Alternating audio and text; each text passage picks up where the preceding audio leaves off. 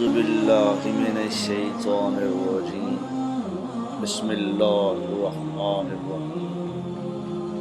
اچھی اور Islamic videos دیکھنے کے لیے ہمارا چینل پائنتن پاک سبسکرائب کریں۔ آج کا ہمارا موضوع ہے چھینک اور جمائی۔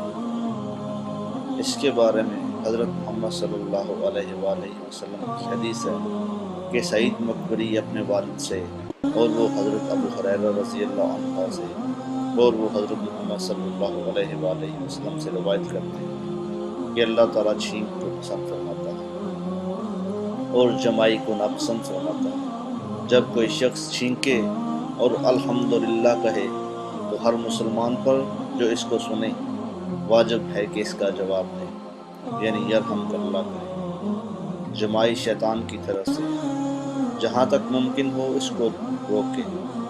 جب کوئی شخص آ کی آواز نکالتا ہے تو اس سے شیطان ہنستا ہے۔